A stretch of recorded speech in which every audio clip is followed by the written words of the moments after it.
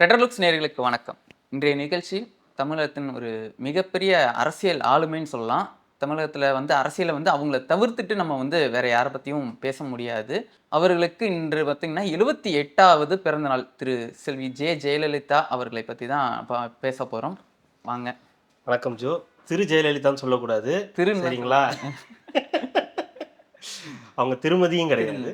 Miss Jayalalithaa, செல்வி ஜெயலலிதா அவர்கள் மிக முக்கியமான ஆளுமை. நீங்க சொன்ன மாதிரி 78வது பிறந்த நாள் இன்னைக்கு பிப்ரவரி 24. ஸோ இன்னைக்கு தான் நிறைய பேர் நிறைய நகைச்சுவைகள்லாம் பண்ணியிருக்கிறது நீங்க பார்த்தீங்க. பசும்பொண்ணுக்கு போறேன் அப்படின்னு சொல்லி ஒருத்தர், அப்புறம் இன்னொருத்தர் திமுகவை பார்த்துட்டு வந்த ஓபிஎஸ் அவர்கள் அப்படின்னு எல்லாரும் அவங்கவுங்க நகைச்சுவையெல்லாம் இன்னைக்கு தான் பண்ணுவாங்க. அதே இன்னொரு நகைச்சுவை நடந்திருக்கு, அதை நான் சொல்ல விரும்பல. சின்னம்மா பிரஸ் மீட் கொடுத்துருக்காங்க. அஇஅதிமுகவுடைய பொதுச் செயலாளர் புரட்சித்தாய் சின்னம்மா, நீ மனநலம் பாதிக்கப்பட்டு அது இன்னும் ஓடிட்டு இருக்கு, நீங்க இன்னும் பைத்தியமாவே ஆயிட்டீங்களான்ற மாதிரி ஒரு பக்கம் ஓடிக்கிட்டு இருக்கு. ஆனா இதெல்லாம் இவங்களெல்லாம் தவிர்த்துட்டு நம்ம பேச வேண்டியது செல்வி ஜெயலலிதா அவங்களை பத்தி தான். கிட்டத்தட்ட ஒரு பெண் தலைவர், தமிழ்நாட்டுடைய தலையெழுத்தை ஒரு மாற்றினாங்க அப்படின்னு சொன்னா, ஒரு பெண் தலைவர் அப்படின்னா அது ஜெயலலிதா அவர்களால் தான் முடியும். ஏன்னா ஆண்கள் மட்டுமே ஆளக்கூடிய ஒரு இடத்துல, ஆண்கள் மட்டுமே ஆளுமையா இருக்கக்கூடிய ஒரு காலத்துல ஒரு பெண் தலைவரா எமர்ஜ் ஆகி சிஎம் ஆகி தமிழ்நாட்டுக்கு பல தடவை சிஎம் ஆகி 1990 இருக்கட்டும், 91, 96 இருக்கட்டும், அதற்கடுத்த எலெக்ஷனாக இருக்கட்டும், 2011 2016 வரைக்கும் அவங்களுடைய இருந்த வரைக்கும் சொல்கிறேன். இது மாதிரி எல்லா காலகட்டத்திலையும் அவங்க முதலமைச்சராக இருந்திருக்காங்க. பல்வேறு திட்டங்கள், ஒரு பெண் ஒரு இடத்துல ஒரு தலைவராக ஒரு தலைமையில் இருக்கிறதுக்கு முன்னோடியாக அவங்க தான் இருந்திருக்காங்க. இப்போ மற்ற நிறுவனங்கள்லையா இருக்கட்டும், மற்ற இடங்கள்ல பெண்கள் வரத்துக்காக இருக்கட்டும், ஒரு முன்னோடியாக இருந்தவங்க ஜெயலலிதா அவர்கள் தான். இப்போ நீங்கள் பார்க்குறீங்க, ஒருத்தவங்க புதுசாக கட்சி ஆரம்பித்து வந்தாலே எவ்வளோ டார்கெட் பண்ணி அடிக்கிறாங்க அப்படின்றதெல்லாம் இப்போ நீங்கள் பார்க்குறீங்க. இப்போவே இப்படி இருக்கே, இவ்வளோ சோசியல் மீடியா இருக்கிற இந்த காலகட்டத்திலேயே இவ்வளோ அப்பட்டமாக போய் பேசி சில விஷயங்களை பண்ண முடியும்னு இருக்கிற இடத்துல, அந்த காலகட்டத்தில் யோசிச்சு பாருங்க. எம்ஜிஆர் அவர்களுக்கு அப்புறம், எம்ஜிஆர் அவர்களுடைய மறைவுக்கு பிறகு ஒரு தலைவி எமர்ஜ் ஆகிறதுக்கு எவ்வளோ காலங்கள் எடுத்திருக்கோம், எவ்வளோ பிரச்சனைகளை சந்திச்சிருப்பாங்க, அதுவும் இந்த திமுகவை சந்திக்கிறதுக்கு எவ்வளோ பிரச்சனைகளை எதிர்கொண்டிருப்பாங்கன்றதை பாருங்க. ஸோ கிட்டத்தட்ட எம்ஜிஆர் அவர்கள் இருக்கும்போதே ஜெயலலிதா அவர்களும் உள்ளே வராங்க. அந்த ஹிஸ்ட்ரி எல்லாருக்குமே தெரியும். ஸோ உள்ளே வராங்க. ஆனாலும் அவருடைய மறைவுக்கு பிறகு அவங்க ஒரு நேரடி தலைவியாக வர முடியல. அவங்களுடைய மனைவி எம்ஜிஆர் அவர்களுடைய மனைவி ஜானகி அம்மாள் அவங்க எமர்ஜ் ஆகி வராங்க. அவங்கக்கிட்ட தான் கட்சி போகுது. ஸோ 2 பேரும் நிற்கிறதுனால அந்த தடவை இரட்டை இலையை இது பண்ணிட்டு ஆளுக்கு ஒரு சேவல் இரட்டை புறான்ற மாதிரி கொடுத்துட்றாங்க. ஆனாலும் ஜெயலலிதா அவர்களுக்கு தான் அதிகப்படியான எம்எல்ஏக்கள் கிடைக்கிறாங்க. அதனால ஒரு சில வருடங்களுக்கு பிறகு ஜானகி அம்மாள் அவர்களே ஜெயலலிதா கிட்ட கட்சியையும் கட்சியோட ஒட்டுமொத்த பொறுப்பையும் கொடுத்துட்டு போயிடுறாங்க. அது பெரிய விஷயம். ஆனால் அதற்கப்புறம் ஜெயலலிதா அவர்கள் எப்படி எமர்ஜ் ஆனாங்க, திமுகவை எப்படி எதிர்த்தாங்க, கருணாநிதி அவர்களை எப்படி எதிர்த்து அரசியல் செஞ்சாங்க அப்படின்றதெல்லாம் தான் வரலாறு. ஸோ அவங்க உள்ளே வந்ததாக இருக்கட்டும், அந்த சட்டசபைக்கு அவங்க அவமானப்பட்டு அவங்களுடைய புடவையெல்லாம் இழுத்து செய்த அராஜகமாக இருக்கட்டும், அப்போ ஒரு சபதம் எடுத்து வெளியே போகிறாங்க. இல்லை, நான் வந்தால் இதுக்கப்புறம் சிஎம்மாக தான் வருவேன் அப்படின்னு சொல்லி ஒரு சபதம் எடுத்து உள்ளே போகிறாங்க. அதே மாதிரி அந்த சபதத்தை நிறைவேற்றி தான் உள்ளே வராங்க. ஸோ ஜெயலலிதா அவர்கள் அந்த இதுலேயும் சரி, இப்போ கடைசி வரைக்கும் சரி, ஒரு ஆளுமை மிக்க தலைவியாக இருந்திருக்காங்க. அதே மாதிரி அவர் ஆளுமை, அவங்க கிட்ட சொல்லுவாங்க, அவங்க ஆளுமையாக இருப்பாங்க, அவங்க ரொம்ப கோவக்காரங்க, அவங்க நினச்சா இப்படி மாற்றிடுவாங்க அப்படின்லாம் சொன்னால் கூட அவங்க கிட்ட நிறைய பண்புகள்லாம் இருக்கும். ஏன் அவங்கள அம்மான்னு கூப்பிடுறாங்க அப்படின்ற அளவுக்கு அதுக்கான அர்த்தங்கள் உண்டு. அங்கே இருக்கக்கூடிய சாலைகளில் அவங்க போவாங்க இல்லையா, அப்போ இருக்கக்கூடிய மக்களை அவங்க சந்திக்கிறதா இருக்கட்டும், அங்கே இருக்கக்கூடிய சின்ன சின்ன வியாபாரிகள்கிட்ட போய் கேட்டால் தெரியும், அங்கே அந்த ரோட்டில் இருக்கக்கூடிய ஒரு சாலை வியாபாரிகிட்ட கேட்டால் தெரியும், அப்படின்னு எல்லாருக்குமே அவங்க அவங்களுடைய பண்பு என்ன அப்படின்றத சொல்லுவாங்க. அதாவது அவங்கள பார்க்குறதே எளிது, அவங்கள்ட்ட பேசுகிறதே பார்க்குறதே கஷ்டம், பேசுகிறதே கஷ்டம்னு சொல்லுவாங்க. ஆனால் அவங்க ஒரு சிலரை கூப்பிட்டு பார்ப்பாங்க. ஏன் அந்த ஒரு 3 நாள் 4 நாள் தொடர்ந்து ஒரு கடையை அவங்க பார்த்துக்கிட்டே போவாங்க, அவங்க இருக்காங்களான்னு பார்ப்பாங்க. அவங்க இல்லை அப்படின்னா 4ஆவது நாள் என்ன ஆச்சுன்னு கேட்பாங்க. அதுக்கப்புறம் இங்கேருந்து இல்லைம்மா இந்த மாதிரி அதிகாரிகள்லாம் இங்கே கடை போடக்கூடாதுன்னு சொன்னாங்க. யார் சொன்னது அப்படின்னு, அதிகாரிகள் தான், யார் என்னன்னு தெரியலன்னொன்னே 1 மணி நேரத்தில் மறுபடியும் அந்த கடை அங்கே இருக்கும். அடுத்த 1 மணி நேரத்தில் அந்த கடை எங்கே இருந்துச்சோ அதை அப்படியே அங்கே ரெடி பண்ணி கொடுத்துருவாங்க. அந்த அளவுக்கு ஒரு ஆளுமை, அவங்கள்ட்ட ஒரு பவர் இருந்துச்சு. அவங்க சொன்னால் அடுத்த செகண்ட் அந்த விஷயம் நடக்கும். அதே மாதிரி அந்த எப்படி சொல்றது, இந்த சில விஷயங்களுக்கெல்லாம் வந்து ப்ரிப்பேர் ஆகுவோம் இல்லையா? ம். இப்போலாம் வந்து இவ்வளோதான் ப்ரிப்பரேஷன் அப்படின்ற மாதிரிலாம் இருக்கும். இப்போ எழுதி கொடுக்குறத ஆமா. படிக்கிறது அந்த மாதிரிலாம் இருக்கும்ல, அந்த மாதிரிலாம் கிடையாது. என்னன்றதை அவங்களே உட்காந்து ரெடி பண்ணுவாங்க. ம். இப்போ ஏதாவது ஒரு பிரச்சனைன்னு வச்சுக்கோங்களேன், அந்த பிரச்சனைக்கு நைட் ஃபுல்லாக உட்காந்து அவங்க ரெஃபரன்ஸ் எடுப்பாங்க. என்னெல்லாம் வேணுன்றத அவங்க ரெஃபரன்ஸ் எடுத்து அவங்க சில விஷயங்களை வந்து எடுத்து வெளியே சொல்லுவாங்க. அது ஒரு தடவை சட்டசபையில் வந்து ம். வெளிப்பட்டுச்சு. இந்த யாருக்கும் தெரியாத பல விஷயங்களை எடுத்து இந்த சட்டமன்றத்தில் சொன்னதுக்கப்புறம் சட்டமன்றமே கப்சிப்புன்னு இருந்துச்சுன்ற வரலாறும் உண்டு. அவங்களுடைய ஆட்சி காலத்தில் நிறைய திட்டங்கள், இப்போ என்னென்னமோ திட்டம்லாம் வந்து ம். கொடுக்குறாங்க. பெண்களுக்கு வந்து 1000 ரூபாய் கொடுக்குறோம், 2000 ரூபாய் கொடுக்குறோம் அப்படின்லாம் சொல்கிறாங்க. ஆனால் அவங்க இருக்கும்போதே பெண்களுக்கு நிறைய வந்து திட்டங்களை வந்து கொடுத்துருக்காங்க. அதுக்கு முதல்ல வந்து 96ல் வந்து ஒரு திட்டம், ம். தொட்டில் குழந்தை திட்டம்னு சொல்லி, இந்த அனாதையாக இருக்கக்கூடிய குழந்தைகள், இந்த மாதிரி இருக்க குழந்தைகளெல்லாம் அரசே எடுத்து அவங்களுடைய செலவுகளை பார்க்கறது அப்படின்ற மாதிரியான திட்டம் வந்து, பெண் குழந்தைகளாக இருந்தால் ம். தொட்டில் குழந்தை திட்டம் அப்படின்னு சொல்லி ஒன்று நடைமுறைப்படுத்துறதா இருக்கட்டும், சைக்கிள் கொடுத்ததா இருக்கட்டும். முதல்ல வந்து பள்ளி மாணவர்களுக்கு வந்து சைக்கிள் கொடுத்தாங்க. அதுவும் குறிப்பாக நகரத்தை விட கிராமப்புற மாணவர்களுக்கு ரொம்ப அது வந்து ம். உதவியாக இருந்துச்சு. ஏன்னா நகரத்துலனா உங்களுக்கு பஸ் வசதி இருக்கும், பஸ்ஸில் கூட ஏறி ஸ்டூடெண்ட்ஸ் போயிடுவாங்க. ஆனால் கிராமப்புறத்தில் உங்களுக்கு அந்த கஷ்டம். ஏன்னா அங்கே அப்போ போக்குவரத்து வசதியும் ரொம்ப கம்மி. ம். ரெண்டாவது, ஏன் அவ்வளோ தூரம் போய் பஸ்ஸில் ஏறி போய் கஷ்டப்பட்டு படிக்கணும், எதுக்காக அவ்வளோ தூரம் போகணும் அப்படின்னு நினைப்பேன். அந்த இடத்துல ஒரு சைக்கிள் கொடுக்கும்போது அங்கேருந்து அவங்க சைக்கிளில் போய் படிக்கிறதுக்கு அது ரொம்ப யூஸ்ஃபுல்லாக இருந்துச்சு. அதே மாதிரி லேப்டாப் லேப்டாப் வந்து எக்ஸ்ட்ரீமான ஸ்கீம். இது வரைக்கும் இப்போ கூட நீங்கள் இப்போ யூடியூபர்ஸாக இருக்கக்கூடிய நிறைய பேர்கிட்ட கேளுங்க, அதில் தான் எடிட்டிங் ஸ்டார்ட் பண்ணியிருப்பாங்க. அம்மா லேப்டாப். ஆமா. அந்த லேப்டாப்ல தான் எடிட்டிங் ஸ்டார்ட் பண்ணியிருப்பாங்க. இன்னமும் அதை யூஸ் பண்றாங்க. நிறைய பேர் இன்னமும் அதை யூஸ் பண்ணிட்டு தான் இருக்காங்க. அதை என்னானாலும் எதையாவது ஒன்று ரெடி பண்ணி அதை வந்து யூஸ் பண்றாங்க. ஏன்னா ஒவ்வொருத்தருக்கும் ஒரு கனவு இருக்கு இல்லையா? இப்போ நம்மள மாதிரி இருக்கக்கூடியவங்க, அந்த 7 மணிலேருந்து படிச்சவங்க எல்லாருக்குமே அவங்க அந்த லேப்டாப்ன்றது நமக்கு ஒரு கனவு. ஏன்னா நமக்கு கம்ப்யூட்டர் சிஸ்டம்னாலே நமக்கு ஒரு ஆமா. கிடைக்காது. அது ஏதோ ஒரு ப்ரௌசிங் சென்டருக்கு போகணும். அங்க போய் ஒரு 1/2 மணி நேரம், 1 மணி நேரத்துக்கு ரூ. 10 ரூ. 20 குடுக்கணும். எதையாவது ஒண்ணு சர்ச் பண்ணணும்னா, அத போய் அதுல பண்ண முடியாது. அது இல்லாம அங்க அதுக்குன்னு வேற ஒரு இதுக்காக வந்து உட்கார்ந்துருப்பானுங்க. ம். அதனால நம்மளையும் அப்படிதான் பார்ப்பானுங்க. இது இப்படி ஏகப்பட்ட பஞ்சாயத்து இருக்கு. ஸோ அதனால அவங்க அப்படி அந்த லேப்டாப் குடுத்ததுன்றது நெறைய யூஸ்ஃபுல்லா இருந்துச்சு. ஸ்டூடண்ட்ஸுக்கு பயங்கரமான யூஸ்ஃபுல்லா இருந்துச்சு. அவங்க எப்பவுமே அ அது ஓட்டா வரும்னு அவங்க கணக்கு பண்ணவே இல்ல. இதனால என்ன? அவங்க 12th முடிச்சோன்னு குடுக்கலாம், காலேஜுக்கு வந்தோனே குடுக்கல. இப்போ குடுக்குற மாரி அவங்க குடுக்கல. ம். அவங்க குடுக்கும்போதே +1க்கு தான் குடுத்தாங்க. 10th முடிச்சு +1 வரும்போது அந்த லேப்டாப்ப குடுத்தாங்க. அப்ப +1, +2க்கும் அவங்களுக்கு அந்த தேவைப்பட்டுச்சு. அந்த லேப்டாப் தேவைப்பட்டுச்சு. அத வந்து எல்லாருமே வந்து வரவேற்றாங்க. ஸோ உங்களுக்கு மடிக்கணினியா இருக்கட்டும், சைக்கிளா இருக்கட்டும், இந்த மாரி ஸ்டூடண்ட்ஸுக்கு தேவையான எல்லாமே செஞ்சாங்க. குறிப்பா சத்துணவுலயே வந்து அவங்களும் வந்து உணவு வந்து சத்துணவுக்கு அடிஷ்னலா வந்து இதெல்லாம் சில எக்ஸ்ட்ராலாம் ஆட் பண்ணாங்க. இதெல்லாம் போடணும். உங்க எப்போ பார்த்தாலும் சாம்பாரே போடக்கூடாது. கருவேப்பிலை சாதம், அப்புறம் வந்து மல்லி சாதம் அப்படின்னு சொல்லி கொஞ்சம் ஊட்டச்சத்து உள்ள உணவாகவும் அவங்களும் வந்து எக்ஸ்ட்ராவா போட்டாங்க. எல்லாத்தையும் தாண்டி எப்பவும் மைண்ட்ல இருக்கிறது அம்மா உணவு தான். அது எல்லாருக்கும் தெரியும். அது எல்லாருக்கும் தெரியும். இந்த மாதிரி வேலைக்கு வரவங்களா இருக்கட்டும், வேலை தேடி சென்னை வேற ஊர்லேருந்து சென்னைக்கு வரவங்களா இருக்கட்டும், இல்லை சென்னையிலேயே இருக்கிறவங்களா இருக்கட்டும், வறுமை கோட்டுக்கு கீழே உள்ளவங்களா இருக்கட்டும், எல்லாருக்கும் வந்து ஒரே மருந்துன்னு கூட சொல்லலாம் அது. ஏன்னா உங்கள்கிட்ட 10 ரூபா இருந்தா போதும், அன்னைக்கு நான் ஒரு சாப்பாடு நாளை நீங்க கடத்திடலாம். ஒரே ஒரு 10 ரூபா இருந்துச்சுன்னா ஒரு நாள் முழுக்க நீங்க பசி இல்லாம இருந்துடலாம். காலையில இட்லி 1 ரூபா, நீங்க என்ன ஒரு 5 இட்லி சாப்பிடுவீங்களா?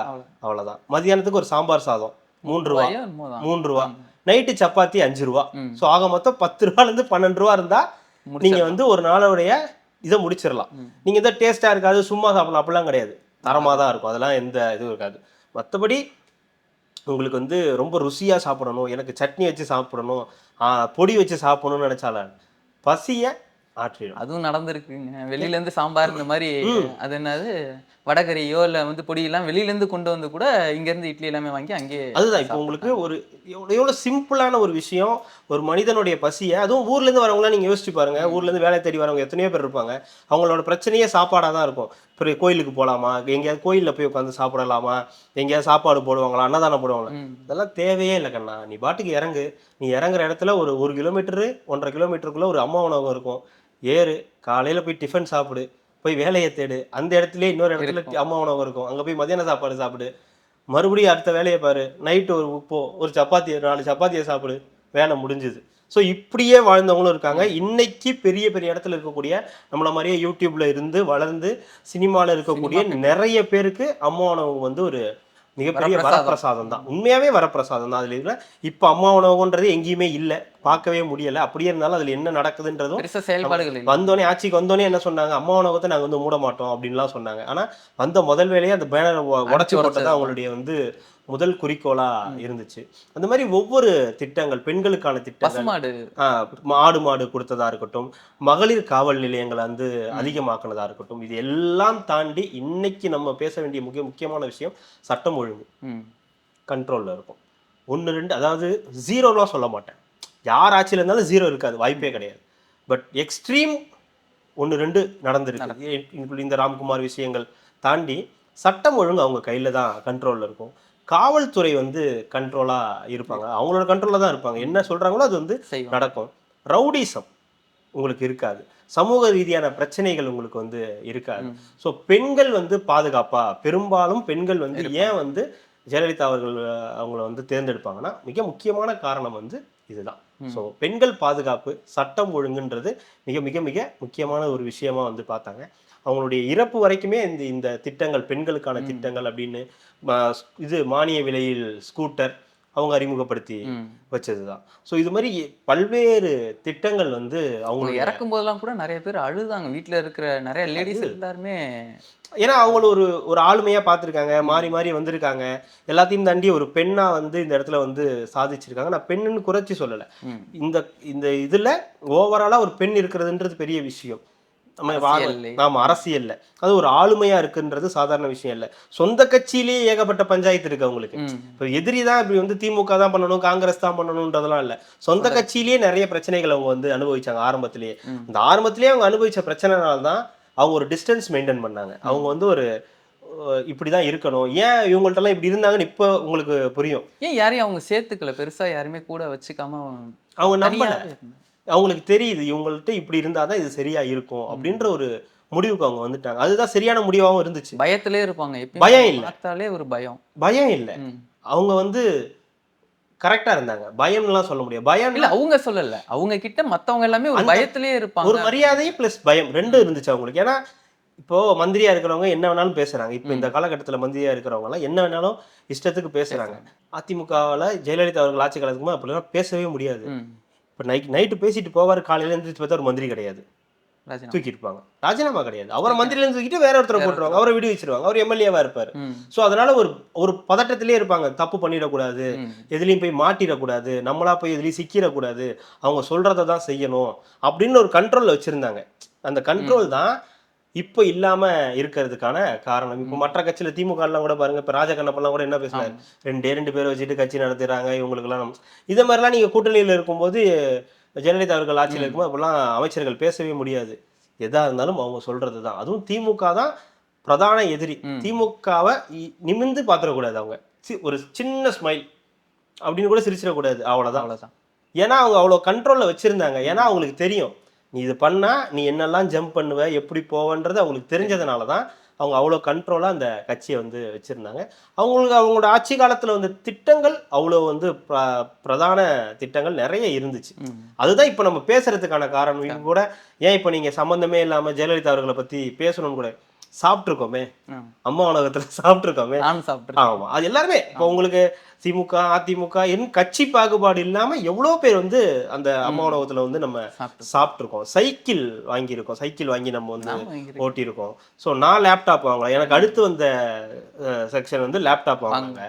ஹாப்பி, நல்லது தானே, நம்மள்ட்ட இல்லாத லேப்டாப் அட்லீஸ்ட் அவங்களுக்கு அது கிடைச்சது, அந்த லேப்டாப் கிடைச்சதா இருக்கட்டும், ஃப்ரீ புக்ஸ் உங்களுக்கு கொடுத்ததா இருக்கட்டும், அதே மாதிரி உணவகத்துல இந்த சத்துணவுல வந்து எக்ஸ்ட்ராவா இந்த மாதிரி எல்லாம் ஆட் பண்ணணும்னு சொன்ன விஷயங்களா இருக்கட்டும், இதெல்லாமே வந்து மிக முக்கியமான திட்டங்கள். கல்விக்காக அவங்க கொடுத்தது, நிறைய மாணவ மாணவிகளுக்காக அவங்களுக்கு கொடுத்த அந்த திட்டங்கள் எல்லாமே வந்து இப்போ வரைக்கும் மறக்க முடியாத ஒரு விஷயமா இருக்கு. அதனாலதான் இன்னைக்கும் அவரை பற்றிய வளர்ச்சிக்கு ஒரு பெரிய, தமிழ்நாட்டோட வளர்ச்சிக்கு, இந்த மாணவர்களுடைய வளர்ச்சிக்கு அவங்களுடைய பங்களிப்புன்றது சாதாரணது கிடையாது. அவங்க மிக மிக மிக முக்கியமான ஒரு தலைவரா தமிழ்நாட்டில் இருந்திருக்காங்க. ஸோ அந்த ஒரு நன்றி எப்பவுமே வந்து இருக்கும். ஸோ அதுவும் எல்லாத்தையும் மீறி நீங்க சொல்ற அந்த அம்மா உணவகம் தான் வந்து எப்பவுமே மைண்ட்ல வருது. அது வந்து ரொம்ப முக்கியமானதுன்றதுனால இந்த நாள்ல அவங்கள போற்றி அவங்களுடைய புகழை வந்து பேசுறதுல வந்து கட்சி பாகுபாடு இல்லாம அவங்கள பத்தி பேசுறதுல எந்த தப்பும் கிடையாது. ஏன்னா அவங்களுடைய ஆட்சி காலத்துலேயும் நிறைய சிறப்பான பல விஷயங்களை பண்ணியிருக்காங்க. திமுகவை எம்ஜிஆருக்கு பிறகு 2வது தடவை ஆட்சிக்கு வர விடாம தொடர்ந்து ஜெயிச்சவங்க அவங்க முக்கியமானவங்க. ஆளுமை, அதுதான் நான் சொல்ற ஆளுமை. யாரும் வேண்டாம், தனியா நிக்கிறோம், 234 போட்டு பார்த்துக்கலாம், எல்லாமே ரெட்டை இலை தான், நீ முடிஞ்சா நிறுத்திக்க, முடிஞ்சா நீ ஜெயிச்சுக்க. ஜெயிக்க முடியலையே, இதை தாண்டி நாடாளுமன்றத்துக்கு போட்டி போடுறதுக்கும் ரெடியா தனியா நின்னாங்க. இல்ல அப்பயும் தனியா நின்று ஜெயிச்சாங்க. 2014லயும் தனியா நின்று ஜெயிச்சாங்க. ஏன் அவங்க மேல வந்து சொத்து குவிப்பு வழக்கு இந்த மாதிரிலாம் பிரச்சனை வந்தப்போ கூட அவங்கள ஏன் வந்து இது பண்ணிக்கல? ஏன்னா அவங்க மேல ஒரு அபிமானம் வச்சிருந்தாங்க. எல்லாரும் காவிரி வழக்குக்காக போராடிட்டு இருந்த டைம்ல போங்கடா அப்படின்னு சொல்லிட்டு உச்சநீதிமன்றம் போய் வழக்க போட்டு காவிரியை திறந்து விடுறதுக்கு ஏற்பாடு பண்ணது அவங்க தான். ஸோ 7 பேர் விடுதலையை முதல்ல பேசுனதே வந்து அவங்க தான். சட்டமன்றத்தில் ஒரு நாள் டக்குன்னு ஒரு தீர்மானம் போட்டாங்க, 7 பேர் விடுதலை அப்படின்னு சொன்னாங்க. அதுக்கப்புறம் மறுபடியும் ஒரு சட்டச்சிக்கல் வந்துச்சு, அதனால அவங்க அதை பண்ண முடியல, அடுத்தடுத்த கட்டத்தை நகர முடியல. ஆனால் அப்படி பண்ணியிருந்தாங்கன்னா அவங்க தான் ஃபர்ஸ்ட் அவங்க 7 பேரை வந்து விடுதலை பண்ணியிருப்பாங்க. பேரறிவாளன் இவங்களெல்லாம் வந்து முதல்ல அவங்க தான் விடுதலை பண்ணுறதா வந்து இருந்துச்சு. அவங்க தான் ஒரு சட்டத்தை போட்டாங்க. ஸோ அவ்வளோ ஒரு முக்கியமான பல பிரச்சனைகளை கையில் எடுத்து அவங்க வந்து ஃபேஸ் பண்ணியிருக்காங்க. நிறைய இப்போல்லாம் வந்து தலைவர்களை போய் பார்க்குறாங்க. இப்போல்லாம் போய் அவங்க ஆட்சியில் இருந்தாலும் சரி இல்லைனாலும் சரி, எல்லா ஆளுமைகளும் கோபாலபுரம் வந்தாலும் போயஸ் கார்டன் வராமல் அந்த வண்டி போகாது. கூட்டணி பேசுறதுக்கு இவங்கெல்லாம் போவாங்க, இப்போ போய் பேசுறாங்க, நீ வா நான் வரமாட்டேன், நீ வந்து பேசு, நீ வந்து என்னைய பாரு அப்படின்னு. ஸோ டெல்லியா இருந்தாலும் சரி, டெல்லியா இருந்தாலும் இங்கே வரும்போது வீட்டுக்கு வந்துட்டு தான், போயஸ் கார்டன் வராமல் அந்த வண்டி வந்து போகாது. அப்படி அந்த வண்டி போச்சுன்னா அந்த வண்டி திருப்பி அங்கே வராது. அந்த அளவுக்கு ஒரு ஆளுமை மிக்க ஒரு தலைவராக இருந்தாங்க. மிக முக்கியமான தலைவியா தமிழ்நாட்டில் இருந்தாங்க. பெண்களுக்கு ரொம்ப மிக மிக முக்கியமான ஒரு தலைவர். பல ஆண்களை வந்து புகழ வச்சாங்க, இன்க்ளூடிங் ரஜினிகாந்த். எவ்வளோ அவரே திட்டியிருக்காரு, இந்த ஜெயலலிதா அவர்கள் ஆட்சி தொடர்ந்தா தமிழ்நாட்டை காப்பாற்ற முடியாது, அப்புறம் அவரே வந்து புரட்சி தலைவி அப்படின்னு சொல்லி வீரலட்சுமின்னு சொல்லி பட்டம்லாம் வந்து கொடுத்துருக்காருன்னும் போது பல பேரை அப்படி வந்து அவர் வந்து இது பண்ணியிருக்காரு, தன்னுடைய ஆளுமையால் மாற்றிருக்காரு. இது இல்லை நான், இதுதான் நான் அப்படின்னு சொல்லி மாற்றிருக்காரு. அந்த வகையில் அவங்கள இன்னைக்கு நம்மளை வந்து அவங்களுடைய திட்டங்களையும் அவங்களுடைய புகழையும் வந்து பேசுறதுல சந்தோஷம். அது மட்டும் இல்லாமல் தங்கம் இப்போ விற்கிற விலைக்கு வந்து தங்கம் வந்து உங்களுக்கே தெரியும், அந்த பக்கம் கூட போக முடியாது, எட்டி பார்த்தாலே காசு கேட்குறாங்க, சொல்றாங்க. அது சொல்லுவாங்க. இப்போ நீங்க கரண்ட் ரேட்ல பேசுங்க, ஏங்க குறைஞ்சா கூட இப்போ 20,000 ரூபாய் குறையட்டும், எவ்வளவு குறைஞ்சிட போகுது? எப்படியா இருந்தாலும் 80,000 ரூபாய் உங்களுக்கு வந்துடும். நம்ம எங்க பார்த்தோம் 40,000 ரூபாய், 30,000 ரூபாய், 40,000 பார்த்தோம். ஸோ இப்போ யோசிச்சு பார்த்தீங்கன்னா கிட்டத்தட்ட 1,15,000 ரூபாய், 1,17,000 ரூபாய் கிட்ட வருது. அந்த நேரத்திலையும் அப்போவே தாலிக்கு தங்கம் 1/2 பவுன் தங்கம், 4 கிராம் தங்கம், 4 கிராம்ன்றது 1/2 சவரன். உங்களுக்கு வந்து வித்து புடவை அது இதெல்லாம் சேர்த்து ஒரு தாலிக்கு தங்கம் எல்லாமே வந்து கொடுத்துருவாங்கன்னும் போது ஒரு 1/2 பவுன் தங்கம் அவங்களுக்கு சேவிங்ஸ் நம்பிக்கையா கிடைக்கும். உங்களுக்கு அந்த தங்கம்ன்றது ஒவ்வொரு பெண்களுக்கும் ஒவ்வொருத்தருக்கும் எவ்வளவு முக்கியமானதுன்றது தெரியும். அதுவும் தாலிக்கு தங்கம்னும் போது தாலி வாங்குற செலவு உங்களுக்கு மிச்சமாகுது அந்த இடத்துல. ஸோ அது எவ்வளவு மிக முக்கியமான ஒரு விஷயம். அப்புறம் 50,000 ரூபாய் பணம் அப்படின்றது, ஒரு 50,000 ரூபாய் உங்களுக்கு லம்பா கையில கிடைக்கும் போது கல்யாண செலவுக்கு தெரியும், உங்களுக்கு கல்யாண செலவே முடிச்சிடலாம். ஆமா, கிட்டத்தட்ட அப்போ ஒரு பெரிய அமௌண்ட் இந்த 50,000 ரூபாய் அப்படின்றதெல்லாம். எவ்வளோ பெண்கள், நடுத்தர வீட்டு பெண்கள், ஏழை வீட்டு பெண்கள் வந்து அவ்வளோ பயனடைஞ்சிருக்காங்க. அந்த தாலிக்கு தங்கம் திட்டமா இருக்கட்டும், இந்த மாதிரி 50,000 ரூபாய் பணம் இந்த நடுத்தர மக்கள் ஏழை மக்களுக்கு 50,000 ரூபாய் கொடுக்குறதுனா அவ்வளோ வந்து பயனடைஞ்சிருக்காங்க மக்கள். நிறைய பேர் நம்ம கண்ணு முன்னாடி நிறைய பேர் பயனடைஞ்சிருக்காங்கன்னும் போது ஸோ இதெல்லாம் மிக முக்கியமான திட்டங்கள் அவங்களுடைய ஆட்சி காலத்தில் இன்னும் இருக்கு. சொல்லணும்னா வரிசையா சொல்லிக்கிட்டே போகலாம், பட் டைம் இருக்காதுன்றதுனால மிக முக்கியமானதை இன்னைக்கு வந்து நம்ம சொல்லியிருக்கோம். ஸோ இன்னைக்கு அவங்கள வந்து நம்ம நினைக்கிறதுலையும் அவங்களுடைய அந்த பிறந்தநாள் அன்னைக்கு அவங்களுடைய புகழை வந்து பேசுறதுலையும் ரொம்ப சந்தோஷம். இது கட்சி பாகுபாடு இன்றி சொல்லக்கூடிய பல விஷயம். நன்றி. மிக்க மகிழ்ச்சி.